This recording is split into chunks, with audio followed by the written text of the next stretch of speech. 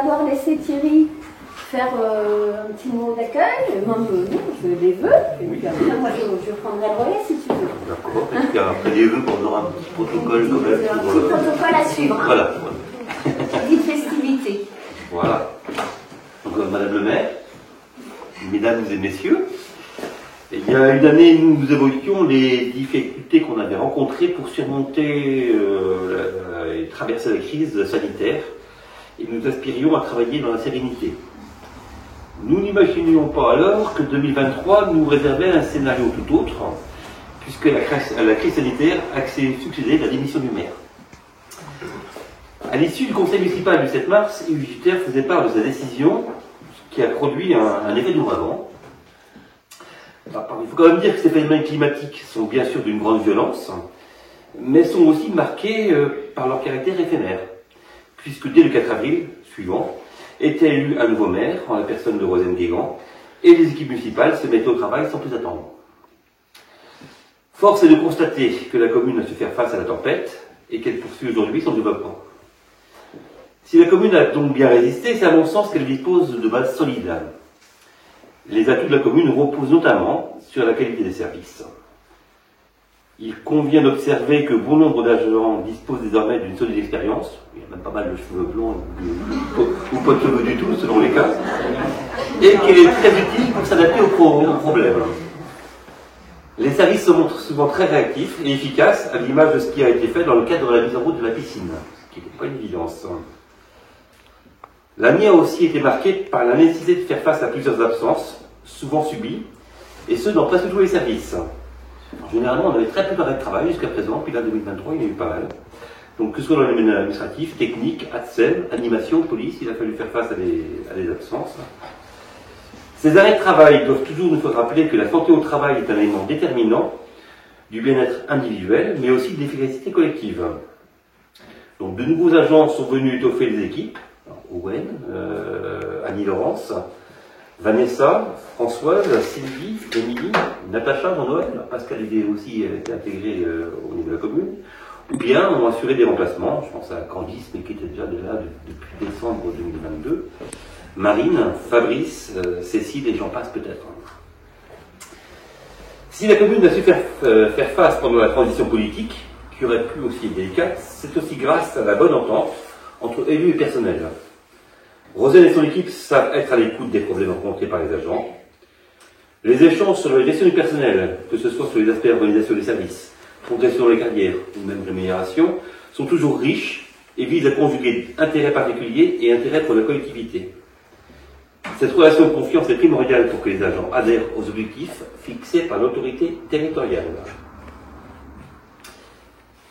Avec l'ouverture tant attendue des équipements culturels en 2024 sera une année qui générera aussi de nouvelles questions sur l'organisation du travail, non seulement pour le service d'animation, mais aussi pour le service technique et le service aussi d'entretien des locaux.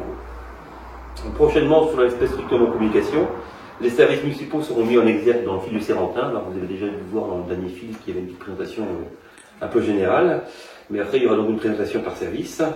L'objectif est de permettre à la population de mieux connaître les différents métiers exercés au bénéfice de nos concitoyens. Alors, je ne peux conclure ce petit mot sans avoir une pensée, bien sûr, pour Jean-Paul qui nous a quittés prématurément cet été. Son engagement au sein de la collectivité a été exemplaire, je tenais à le rappeler brièvement. Je souhaite qu'en 2024, chacun puisse s'épanouir individuellement et que le travail soit un vecteur de satisfaction. Bonne et heureuse année à toutes et à tous.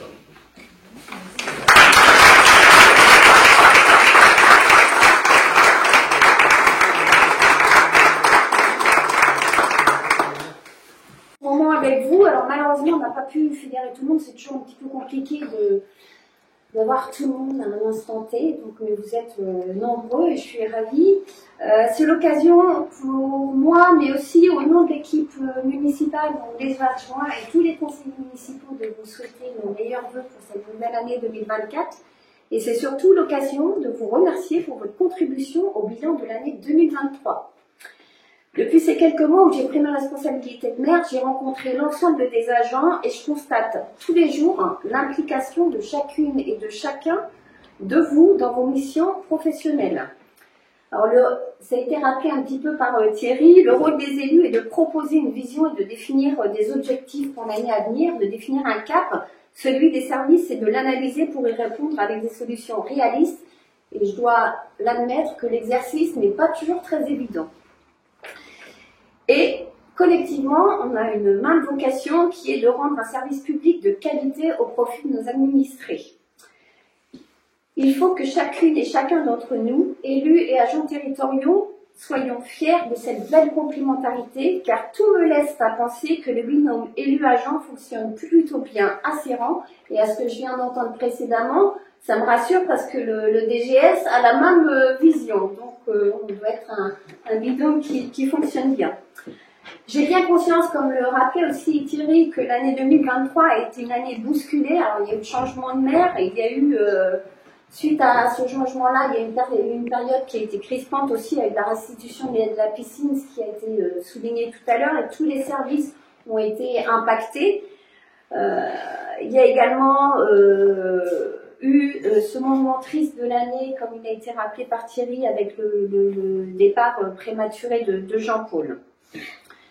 Moi, je tenais à vous remercier pour votre accueil quand j'ai été élue maire. Je vous remercie pour la patience que vous avez pu avoir également à mon égard.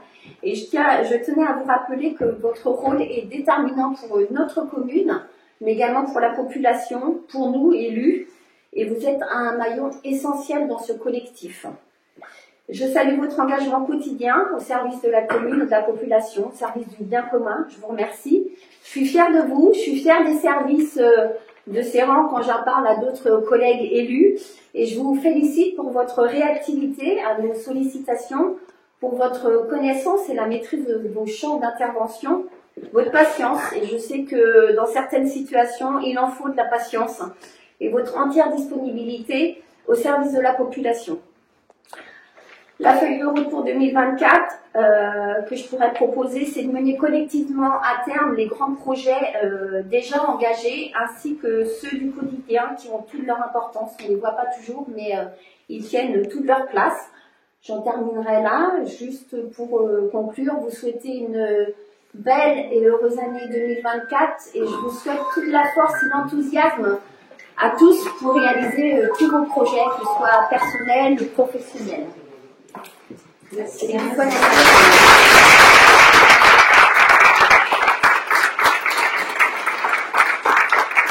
Dites, qui se cache où, dites.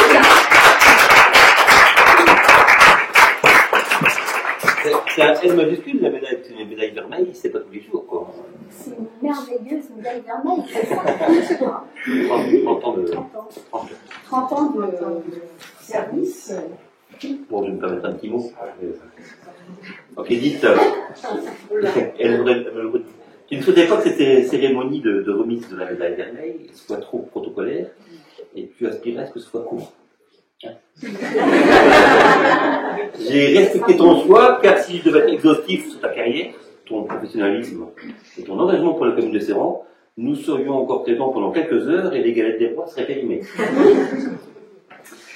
On peut se permettre aussi de ne pas être trop long, car l'année prochaine, c'est rebelote. Tu seras encore sur le devant de la scène pour évoquer cette fois toute ta carrière. Au moins, tu vas rester plus longtemps, moi, je suis pas comme ça. Avec grand plaisir.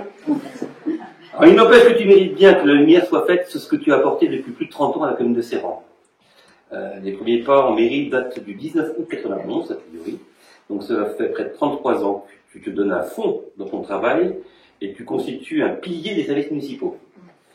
Le plus remarquable, à mon sens, c'est ta force de travail qui t'a permis de diversifier tes connaissances et d'atteindre un niveau d'excellence dans plusieurs domaines. Il est souvent fait observer, ici et ailleurs, que la commune de Serran est bien gérée. Bien sûr, cela résulte des choix politiques, mais il ne faut pas négliger le fait qu'une bonne maîtrise des finances et de la comptabilité publique permettent d'assurer l'optimisation des ressources financières. Très régulièrement, tu recherches par exemple à maximiser le niveau de retour de CTVA, pour récupérer le 3 sous ici, ou bien encore hier, taxe d'habitation, là, on a reçu les versos de tes ailes, là. Tout en étant légal. Mais ça montre, je dirais, toujours un engagement au quotidien pour améliorer les finances de la commune, et c'est tous ces petits argent aussi d'économie qui, quelque part, génère des capacités d'autofinancement plus importantes. En conséquence, je dirais que la bonne santé financière de la commune est en partie la conséquence des bons soins prodigués par Edith. Pas que. Mais bon, voilà, en partie. Résumer ton engagement pour la commune à la simple dimension comptable serait vraiment réducteur. Tu es très impliqué dans de multiples domaines très variés. Alors je citerai, mais vraiment en vrac, hein. Ça passe des lotissements aux enquêtes publiques, le suivi des locations, les acquisitions et cessions foncières, avec les fameux actes administratifs, le suivi des marchés publics, les demandes de versement de subventions, l'assainissement, le portage de repas, les bilans des différents services, le suivi des conventions, puis j'en oublie encore beaucoup. Bref, tu passes de la trompette au piano, de la grosse caisse à la bombarde, et pourtant le résultat est toujours réussi. Merci. La charge de travail est souvent bien lourde, et pourtant tu la vis avec une certaine forme de passion. Et je pense que c'est cette passion en fait, qui te donne cette forme de travail. C'est les deux sont liés. Alors pour revenir à notre préoccupation de l'instant, il convient de préciser que la délivrance de la médaille s'appuie sur la définition suivante. La médaille d'honneur communale est destinée à récompenser des personnes qui ont manifesté une réelle compétence professionnelle et un dévouement constant au service des communes. En fait, cette définition est tout simplement faite pour toi.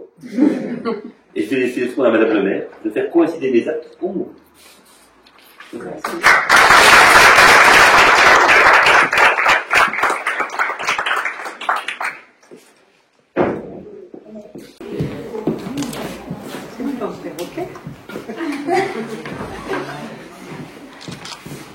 C'est un honneur de vous remettre la médaille Edith parce que effectivement vous êtes animé par la passion et je suis moi toujours époustouflée devant votre fragilité. Vous êtes en mesure de passer d'un dossier à l'autre sans du tac au tac. C'est une maîtrise impressionnante des deux dans mon petit poing.